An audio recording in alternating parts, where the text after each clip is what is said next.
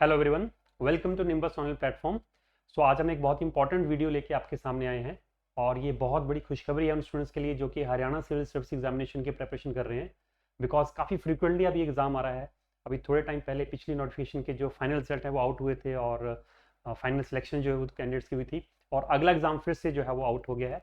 सो ये एक बहुत ही अच्छी खबर है स्टूडेंट्स के लिए।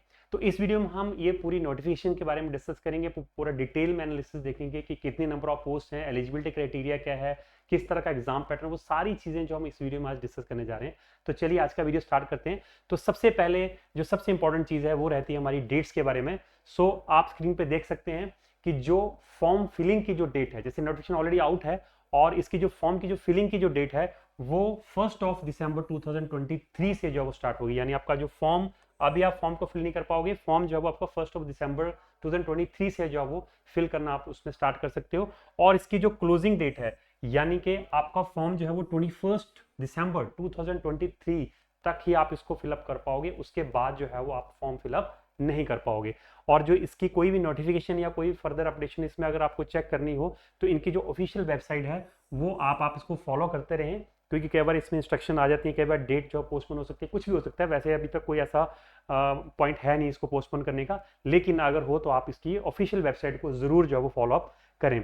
तो सबसे पहले जैसे हाउ टू अप्लाई है, तो इसमें आपको ऑनलाइन फॉर्म फिलअप करना है, कोई आपको हार्ड कॉपी नहीं है, सिर्फ ऑनलाइन फॉर्म है और ये hpsc.gov.in पे जाके आपको ये फॉर्म फिलअप करना है। इसकी लास्ट डेट जो है वो हमने पहले ही डिस्कस कर लिया कि आपकी 21 दिसंबर 2023 को है और ये 11:55 पे इसका विंडो क्लोज हो जाएगा। उसके बाद इसका फॉर्म जो फिलअप नहीं कर पाएंगे। उसके बाद अगर हम नेक्स्ट बात करें इंपॉर्टेंट पॉइंट्स की, तो वो है नंबर ऑफ वैकेंसीज के ऊपर। बहुत ही अच्छी वैकेंसी जो है वो इस बार आई है। टोटल 121 पोस्ट जो है वो इसमें आई हैं। और अगर हम कैटेगरी वाइज देखें इन वैकेंसीज को तो आप देख सकते हैं एग्जीक्यूटिव ब्रांच में जो है वो टोटल हमारे पास 3 पोस्ट हैं, जिसमें से जनरल की हमारे पास जो है वो 1 पोस्ट है। जनरल की हमारे पास 1 पोस्ट है। बैकवर्ड क्लासेस ऑफ हरियाणा, ध्यान रखना इसमें बैकवर्ड क्लासेस ऑफ हरियाणा है और ईडब्ल्यूएस ऑफ हरियाणा है, इसकी टोटल 1 पोस्ट है। तो टोटल पोस्ट हमारे पास जो एग्जीक्यूटिव ब्रांच की है वो है टोटल 3 पोस्ट हैं। हमारे पास जो डीएसपी की जनरल की 3 पोस्ट हैं, उनको बाकियों को मिला दें अगर हम कैटेगरी वाइज को, तो टोटल हमारे पास 6 पोस्ट रहेंगी। ईटीओ की है, टैक्सेशन ऑफिसर की हमारे पास टोटल 8 पोस्ट हैं। उसके बाद हमारे पास डीएफएससी की हमारे पास 2 पोस्ट हैं। हमारे पास एआरसीएस की 1 पोस्ट है और टोटल 19 पोस्ट हैं हमारी एईटीओ की। और सबसे ज्यादा पोस्ट जो है हमारी है बीडीपीओ की। सो बीडीपीओ की अगर हम बात करें जनरल में टोटल 21 पोस्ट हैं। हमारे एससी ऑफ हरियाणा में 8 पोस्ट हैं। बैकवर्ड क्लासेस में 4 पोस्ट हैं हमारी।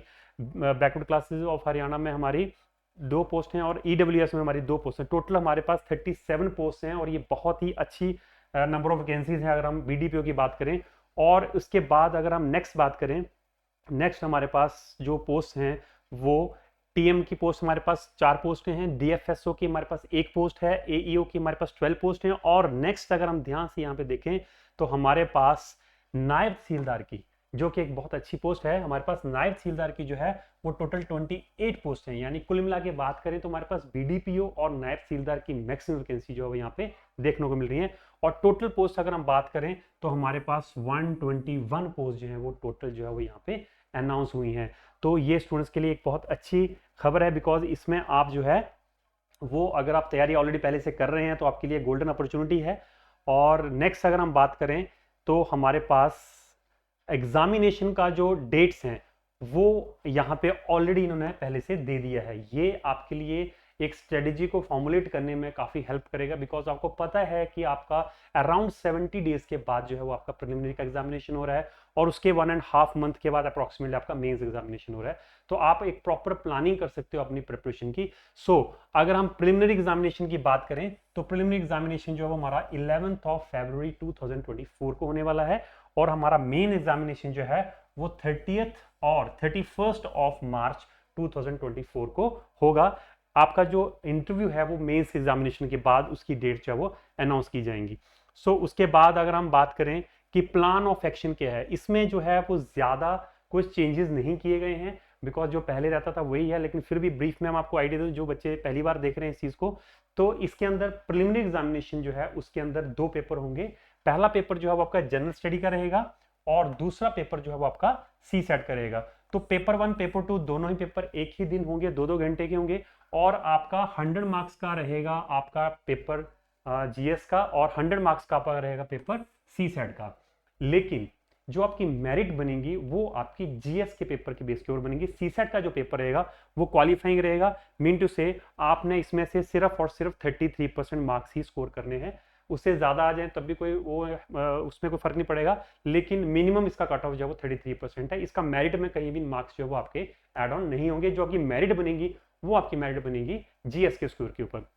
इसके बाद जो इंपॉर्टेंट आपका पॉइंट है वो ध्यान रखना है कि आपका जो रॉन्ग आंसर होगा उसके आपके जो मार्क्स जो है वो 1/4 मार्क्स जो है वो आपका कट होगा अगर आप किसी भी क्वेश्चन का रॉन्ग आंसर देते हैं।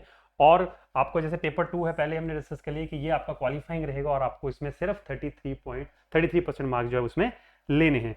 उसके बाद कुछ और भी इंपॉर्टेंट इंस्ट्रक्शन है जो कि आपको ध्यान देने वाली हैं, और वो इंस्ट्रक्शन यहाँ पे है हमारे पास कि आपके जो पेपर है उसके अंदर 4 ऑप्शंस रहेंगी, उसके बाद एक ऑप्शन ई, यानी कि टोटल 5 ऑप्शंस रहेंगी। लेकिन अगर आपको क्वेश्चन आया उसमें आपने पहली 4 ऑप्शन में आपका आंसर आपको लग रहा है नहीं है और आप उसको अटेम्प्ट नहीं करना चाहते, तो आपको ई ऑप्शन को वो मार्क करना पड़ेगा। ये बहुत इंपॉर्टेंट पॉइंट है जो कि आपको अभी से ध्यान रखना है। और जब भी आप पेपर की भी प्रैक्टिस करो, क्वेश्चंस की प्रैक्टिस करो, तो इसी तरह से करो। बिकॉज अगर आपने 10% से ज्यादा क्वेश्चंस ऐसे छोड़ दी जो कि विदाउट फिलिंग छोड़ दी, यानी आपने फिलअप नहीं किया, तो आप डिस्क्वालीफाई हो जाओगे। तो ये चीज आपने हमेशा ध्यान रखनी है, बिकॉज यहाँ पे एक ये अलग चीज है जो कि नॉर्मली बाकी पेपर्स में नहीं होती है। यानी कि अगर पेपर के आप पेपर क्वेश्चन को आप अटेम्प्ट कर रहे हो और आपके पहले 4 ऑप्शन में से अगर आपको लगता है कि आपको पेपर में ये क्वेश्चन अटेम्प्ट नहीं करना है, तो आपको ई ऑप्शन जो है उसकी फिलअप करनी पड़ेगी। यानी कि आप किसी भी क्वेश्चन की जो उसका फॉर्म है उसको आप खाली नहीं छोड़ सकते। 10% से ज्यादा अगर आप इसको ब्लैंक छोड़ोगे तो आप डिस्क्वालीफाई हो जाओगे, राइट। सो ये जो है वो बड़ा इंपॉर्टेंट इंस्ट्रक्शन था, इसलिए मैंने यहाँ पे डिस्कस किया। उसके बाद अगर हम बात करें तो हमारे पास जितने भी कैंडिडेट्स रहेंगे उससे 12 टाइम्स, यानी कि जैसे अभी हमें देखा कि हमारे पास 121 टोटल पोस्ट हैं, तो उसका 12 टाइम्स जो है वो आपको प्रीलिम्स के अंदर क्वालिफाई की जाएंगे। यानी 12 टाइम्स 121 इंटू 12 इतने कैंडिडेट्स को मेंस के लिए बुलाया जाएगा। और उसके बाद जिनका प्रीलिम्स में कट ऑफ क्लियर हो जाएगा वो नेक्स्ट जो मेंस में आ जाएंगे, और मेंस के बाद आपका जो है वो इंटरव्यू होगा। अब पेपर जो मेंस का आना है उसमें किस तरह का पैटर्न रहने वाला है, तो वो भी ऑलमोस्ट सेम है। उसमें आपका जो पेपर रहेगा, पहला पेपर रहेगा वो इंग्लिश का रहेगा जिसके अंदर एस्से इंक्लूडेड रहेगा 100 मार्क्स का। उसके बाद आपका हिंदी का पेपर रहेगा जिसके अंदर एस्से इंक्लूडेड रहेगा। तो ये दोनों पेपर आपके 100 मार्क्स के आएंगे। और फिर जनरल स्टडी का एक ही पेपर होगा और वो 200 मार्क्स का होगा, और एक ऑप्शनल पेपर जो है वो आपको कोई सब्जेक्ट जो है वो आपको चूज करना पड़ेगा out of the given subjects, उसमें से उसका एक पेपर होगा जो कि 200 मार्क्स का होगा। तो ये टोटल जो है वो आपके 600 मार्क्स बनते हैं टोटल मेंस के एग्जामिनेशन की अगर हम बात करें। और इसके बाद जो आपके 600 में से मार्क्स में से जो क्वालिफाई कर जाएगा उसका आगे इंटरव्यू होगा। जो सब्जेक्ट्स आपको लेने हैं वो यहाँ पे लिस्ट दी हुई है, आप ये लिस्ट जो है वो यहाँ पे देख सकते हैं। टोटल जो है वो यहाँ पे 29 सब्जेक्ट्स की जो टोटल लिस्ट है, इसमें से आप कोई भी एक सब्जेक्ट चूज कर सकते हैं एज अ ऑप्शनल सब्जेक्ट। जिनका मेंस एग्जामिनेशन हो जाता है उनका जो है वो आगे इंटरव्यू होगा, और इंटरव्यू में आपका इंटरव्यू जो है वो यहाँ पे 75 मार्क्स का रहेगा। और इसमें थोड़ा सा एक पॉइंट आपको इंपॉर्टेंट पॉइंट है जो कि ध्यान में रखना है, वो मैं पहले यहाँ पे डिस्कस करना चाहता हूँ। ये पॉइंट आपको ध्यान रखना है कि मेंस में जब मेरिट बनेगी तो उसके लिए आपका एग्रीगेट जो है वो एटलीस्ट 45% मार्क्स होना जरूरी है। यानी जो टोटल मार्क्स आपके हैं 600, उसका 45% मार्क्स जो है वो आपके मिनिमम आने चाहिए, तभी आप जो है वो आगे इंटरव्यू के लिए आपको कॉल आएगी। और हिंदी और इंग्लिश में आपको 33% मार्क्स जो है वो अलग अलग से मिनिमम लेने पड़ेंगे, तभी आपको जो इंटरव्यू के लिए कॉल आएगी। तो ये इंपॉर्टेंट पॉइंट था जो कि आपने ध्यान रखना है। उसके बाद जो नेक्स्ट है हमारे पास वो कुछ इंस्ट्रक्शन है, वो इंपॉर्टेंट इतनी नहीं है। उसके बाद हमारा जो नेक्स्ट आ जाता है वो है हमारा इंटरव्यू। और इंटरव्यू जो रहेगा वो आपका टोटल 75 मार्क्स का रहेगा। और जो आपकी फाइनल सिलेक्शन रहेगी वो आपकी 600 जो मेंस में जो आपके मार्क्स आए थे 600 में से, और 75 मार्क्स आपके जो इंटरव्यू में उसमें से जो मार्क्स आएंगे, टोटल 675 मार्क्स में से आपके जितने मार्क्स आएंगे उसके बेस के ऊपर आपकी रैंकिंग बनेगी, और रैंकिंग के हिसाब से जो है वो आपको आगे पोस्ट जो है वो एलोकेट होगी। तो ये सारा चीज जो है वो आप नोटिफिकेशन में डिटेल में आप पढ़ सकते हैं, और इसका लिंक जो है मैं डिस्क्रिप्शन में भी दे दूंगा, और हमारे टेलीग्राम चैनल के ऊपर रहेगा, वेबसाइट के ऊपर रहेगा, आप कहीं पे भी जाके इसको देख सकते हैं, या फिर ऑफिशियल वेबसाइट ऑफ हरियाणा की जो गवर्नमेंट की ऑफिशियल साइट है वहां पे जाके आप उसको देख सकते हैं। उसके बाद जो इंपॉर्टेंट पॉइंट रहेगा वो यहाँ पे रहेगा हमारा एलिजिबिलिटी क्राइटेरिया को लेके। सो नेक्स्ट हमारे पास जो रहेगा eligibility criteria. So citizen of India, ये सारी चीज़ें बहुत नॉर्मल सी हैं, ये आप सारे इसको फुलफिल करते ही होंगे। और इसमें जो इंपॉर्टेंट चीज़ है वो आपको जो ध्यान रखनी है वो ये है कि इसकी जो एज लिमिट है, तो एज लिमिट जो अगर हम देखें इसकी, तो 42 ईयर्स तक हमारा जो है वो एज लिमिट दिया हुआ है। और वो एज जो काउंट जो होनी है वो 1 जनवरी 2023 से आपको उस डेट तक जो है वो आपकी एज को चेक किया जाएगा।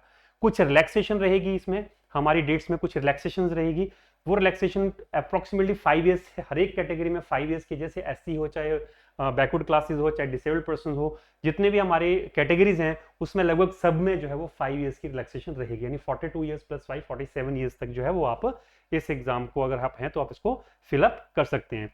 नेक्स्ट अगर हम बात करें, ये सारी आपकी एज क्राइटेरिया के बारे में, ये सब में लगभग सेम ही है 5 ईयर्स की। अगर आप देखें बाद में, अगर आप चेक करना चाहें तो इस नोटिफिकेशन में बाद में देख सकते हैं। यहाँ पे एक इंपॉर्टेंट पॉइंट है कि अगर आप डीएसपी की पोस्ट के लिए अप्लाई कर रहे हैं तो उसमें जो एक तो आपकी एज का जो है वो क्राइटेरिया रहेगा कि आपके 27 ईयर्स तक ही आपको एज लिमिट है, और कुछ आपकी हाइट, चेस्ट और ये सारी चीजें फिजिकल के ऊपर भी आपका डिपेंड करता है। तो आप ये पहले ही देख लें, अगर आपको लगता है कि आप इसमें से किसी क्राइटेरिया में फॉल नहीं कर, मतलब इसमें से कोई फुलफिल नहीं कर पा रहे हैं, तो फिर आप जो है वो इसको फिलअप ना करें, फिर आप बाकी पोस्ट को जो है वो फिलअप कर लें।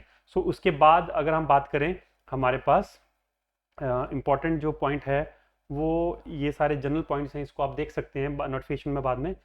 उसके बाद जो रहेगा हमारा ईडब्ल्यूएस के बारे में दिया हुआ है, हमारा एजुकेशनल क्वालिफिकेशन हमारा आ जाता है। अब एजुकेशनल क्वालिफिकेशन में भी काफ़ी स्टूडेंट्स को इसमें से डाउट रहती है कि हम भर सकते हैं, फाइनल ईयर में हम भर सकते हैं। तो ये ध्यान रखना, इसमें आप फाइनल ईयर में अगर आप हैं तो आप नहीं भर पाएंगे, बिकॉज यहाँ पे जो आपका डिग्री है वो आपकी 21/12/2023 तक जो है वो आपकी डिग्री कंप्लीट होनी चाहिए किसी भी रिकॉग्नाइज यूनिवर्सिटी से, ठीक है।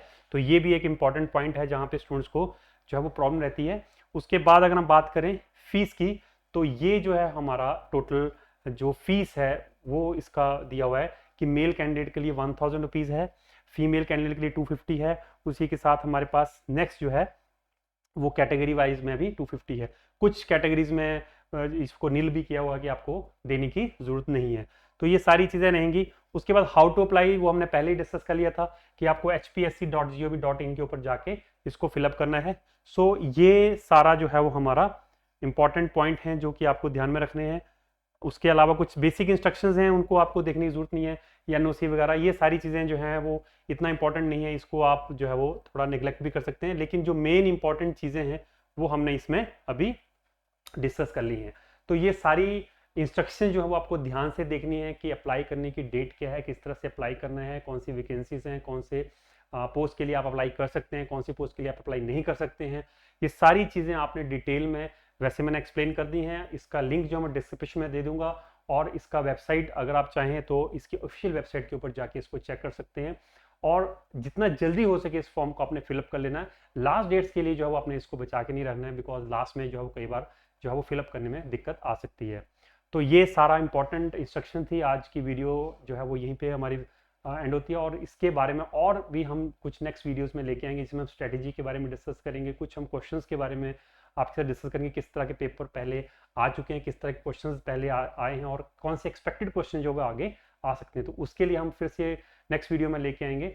तब तक के लिए thank you very much and all the best.